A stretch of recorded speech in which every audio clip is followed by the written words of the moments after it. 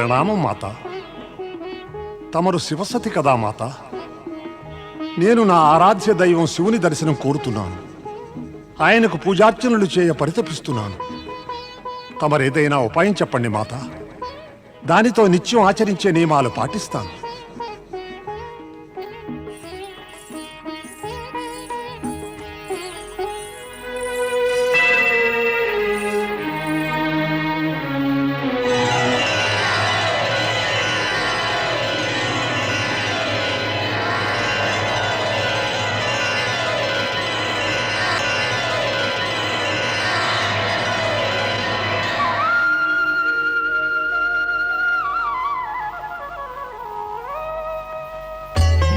నారాయణ నారాయణ. పరమపిత, తమ పుత్రుడు నారదుని ప్రణామం స్వీకరించండి. నా ఉద్దేశ్యం మీకు ధ్యానభంగం చేయాలని కానే కాదు. అయితే నీ ఉద్దేశం ఏమిటి? నిస్సహాయుణ్ణి. ఏం చేయను పరమపిత? నా మనసులో ప్రశ్న తలెత్తి శాంతి లేకుండా చేస్తోంది. ఆ ప్రశ్నకు సమాధానం కోసమే నేను తమ వద్దకి ఇలా వచ్చేశాను.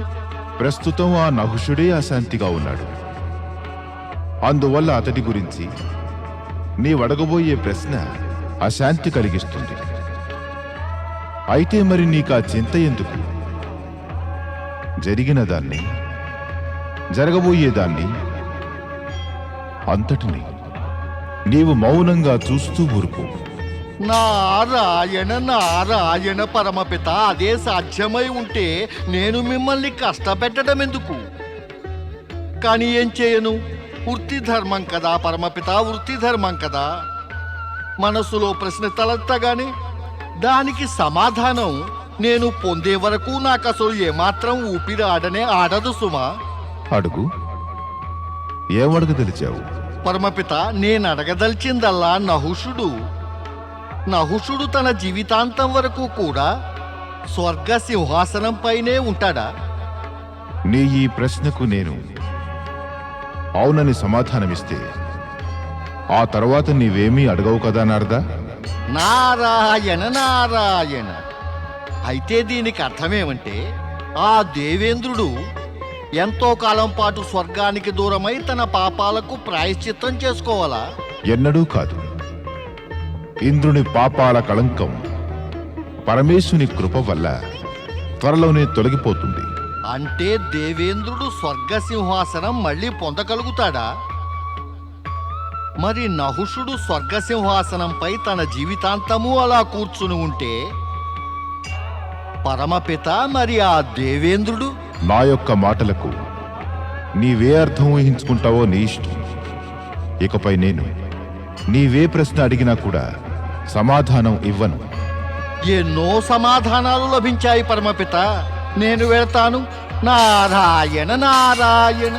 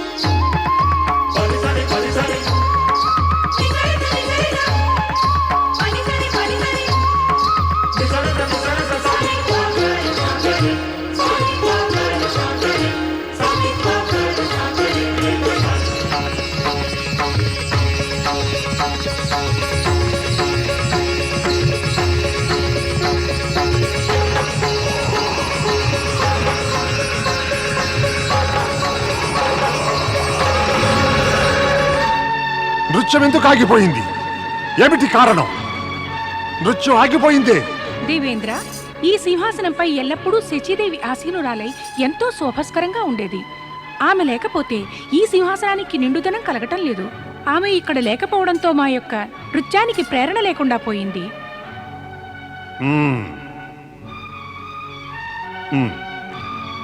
మీరిక వెళ్ళవచ్చు.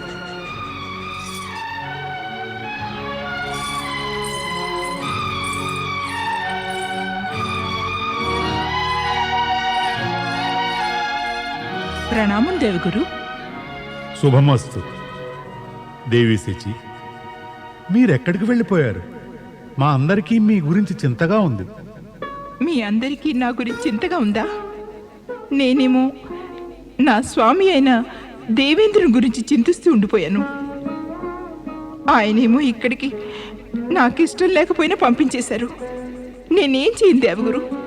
అంటే మీరు మానసరోవరం వెళ్ళారా? అక్కడి నుంచి వస్తున్నారా? దేవగురు, మీరేమో నాకు నా స్వామికి కలిగిన దుర్గతి గురించి ఏమీ చెప్పనే లేదు. మానసరోవరపు తామరతూడులో ఆయనను బందీగా చూసి నా హృదయం వికలమైపోయింది. ఆయనతోనే ఉండిపోదామనుకున్నాను. కానీ వద్దు దేవి, వద్దు. మీరక్కడికి వెళ్ళడం, అక్కడే ఉండిపోదాం అనుకోవడం ఏమాత్రం తగదు సుమా. ఏమిటి? నేను నా భర్త వద్దకు వెళ్ళడం అనేది తగదంటారా? పరిస్థితి అర్థం చేసుకోవడానికి ప్రయత్నించండి సతీదేవి. ఆ దేవేంద్రుడు ప్రాయశ్చిత్తము తపస్సు చేసుకోవడానికి వెళ్ళారు. మోహము చిత్తచాంచల్యము ఆరాధనకు అడ్డొస్తే ఆయన తన లక్ష్యాన్ని సాధించగలరా? అయితే ఇప్పుడు నన్నేం చేయమన్నారు దేవగురు? మీరింకా దేవేంద్రుడు లేనంతకాలము స్వర్గంలోనే ఉంటూ ప్రతి క్షణం ఓ కొత్త పరీక్షను ఎదుర్కోవాలి. ప్రస్తుతం మిమ్మల్ని కేవలం హెచ్చరించడం తప్ప ఇక మరేమీ సూచనను ఇవ్వలేను. శక్తిమాత ఆరాధనయే మిమ్మల్ని ఈ సందిగ్ధ పరిస్థితి నుంచి కాపాడగలదు. అప్పటిదాకా మీరు ధైర్యంతో ఉండవలసిందే. నారాయణ నారాయణ. జయ జయ బ్రహ్మదేవ. నారాయణ నారాయణ. జయ జయ బ్రహ్మదేవ. ప్రణామం గురుదేవా. మంగళమస్తు. ప్రణామం దేవర్షి. ప్రణామం మునివర్య. మంగళమస్తు. మీరిచ్చిన ఆశీర్వాదం నిజంగా ఫలిస్తుందా? మీ మాటలు వింటే మీలోని బాధ ఎటువంటిదో అర్థమవుతోంది దేవి సచి. మునుపెన్నడూ మిమ్మల్ని ఇంత విచారంగా ఉండటం చూడలేదు. మీకు కలిగిన విచారం చూస్తే నా మనస్సు ఎంతో బాధపడుతోంది. ఏం చెయ్యను దేవర్షి, నాకేమీ పాలుపోవడం లేదు. దేవి, ఏమీ పాలుపోవడం లేదంటే మీలోని బాధ ఏం చేయాలో పాలుపోని ప్రశ్నగా మిమ్మల్ని వేధిస్తోందంటే ఇక తరుణోపాయం కేవలం ఒకటేనన్నమాట. ఏమిటది? మీరిక ఆ పరమేశ్వరుణ్ణి శక్తిమాతను నమ్ముకోండి. వారిని గనక నమ్ముకుంటే త్వరలోనే మీరు మళ్ళీ దేవేంద్రుణ్ణి కలుసుకోగలుగుతారు. దేవేంద్ర, నహుషా,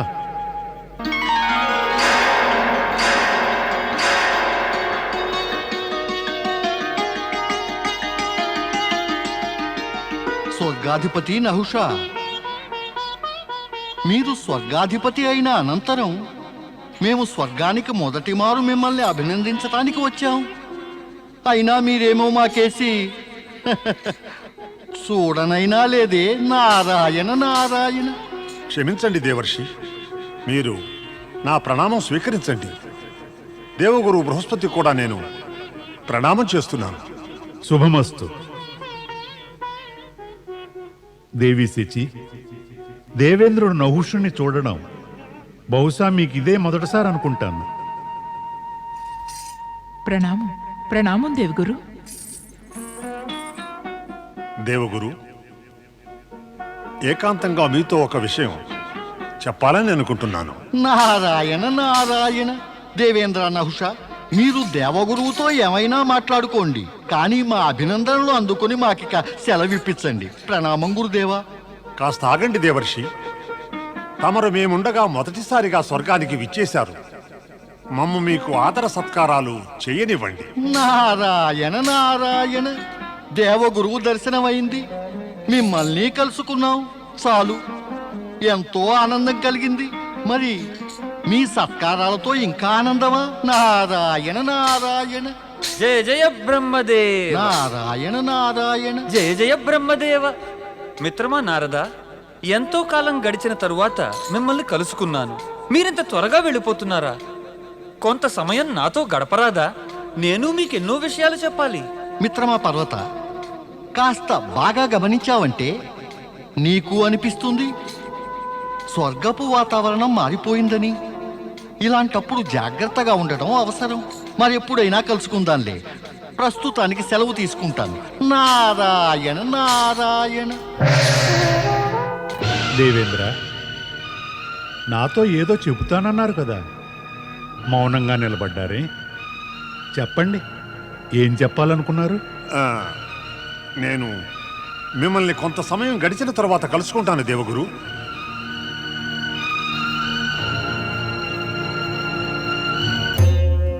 నారాయణ నారాయణ. ఓం నమ శివాయ.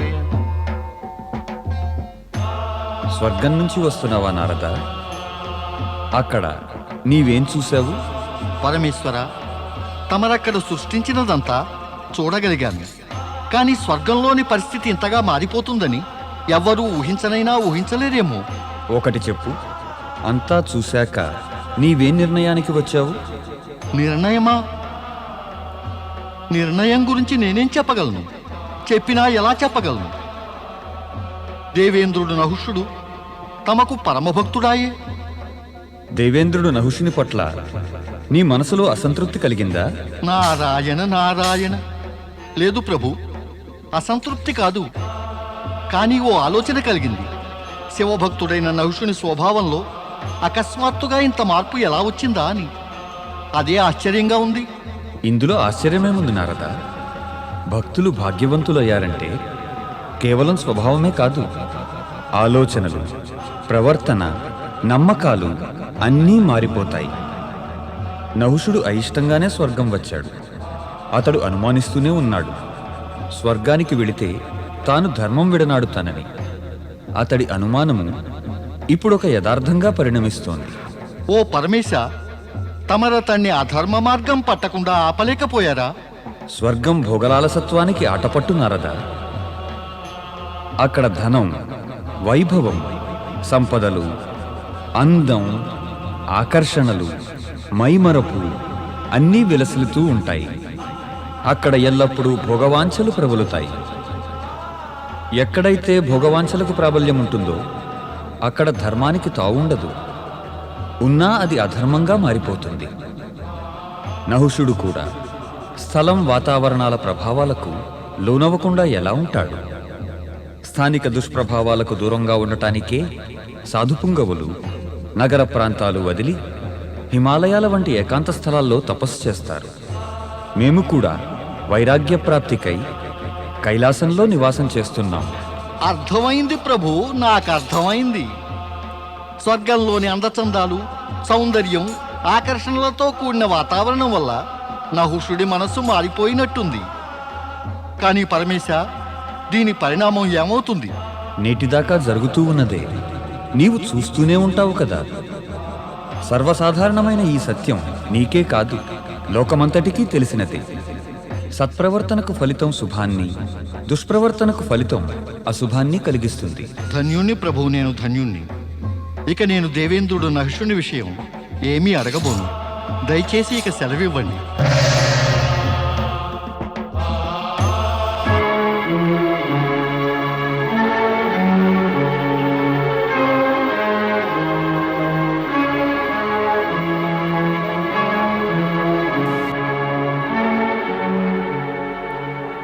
దేవగురు తమరా?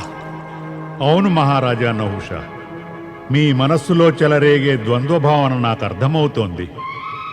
దేవగురువును కనుక నా కర్తవ్యమల్లా మీ కలవరాన్ని శమింపచేయడమే. అంటే అంటే మీకు అర్థమైపోయింది నా మనస్సులో చెలరేగుతున్న భావాలేమిటో? లేదు మహారాజా, నాకు అదంతా తెలియదు. కేవలం నాకు అనిపించింది మీరు కలత చెందారని. ఇక మీరే చెప్పండి, మీరు నా ఆశ్రమానికి ఇలా ఏ విషయం చర్చిద్దామని విచ్చేశారు? దేవగురు, మీరు నా మనస్థితి కనుక తెలుసుకోదలుచుకుంటే చెబుతాను. నేను అడిగే విషయం ఇది: స్వర్గపు సింహాసనం అధిష్ఠించిన దేవేంద్రునికి ఇంద్రాణి శచీదేవిపై అధికారం ఉందా లేక లేదా? అంతే. నేను అడగదలిచిన విషయం ఇదే.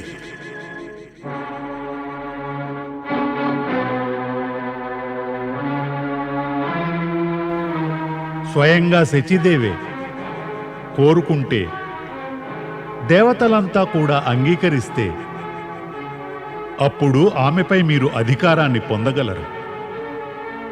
కానీ నాకు తెలిసినంత వరకు శచీదేవి తన భర్త అయిన దేవేంద్రుని పట్ల పూర్తి విశ్వాసం కలిగి ఉంది. ఆమె అన్యపురుషుడెవరికీ భార్య కావడానికి సమ్మతించదు. ఒకవేళ నేను గనక ఆ అధికారాన్ని వినియోగించుకుంటేనో? స్వర్గంపై, స్వర్గవాసులందరిపైన రాక్షసులు అనేక మార్లు బలప్రయోగం చేశారు. కానీ ప్రతిసారి వారు స్వర్గం నుంచి పలాయనం చేశారు. మీ వంటి ధర్మాత్ములు, నీతిమంతులు, న్యాయపరులైన పురుషులు రాక్షసుల్లా బలప్రయోగం చేస్తారా? నేను ఆ సంగతిని నమ్మలేకుండా ఉన్నాను. నేను మీ నమ్మకాన్ని అన్నడు వమ్ము చేయను దేవగురు. మా ప్రవర్తన మాకు తగినట్టుగానే ఉంటుంది. నేను ఇతర దేవతలు మీ నుంచి అదే ఆశిస్తున్నాం. ఇక సెలవివ్వండి.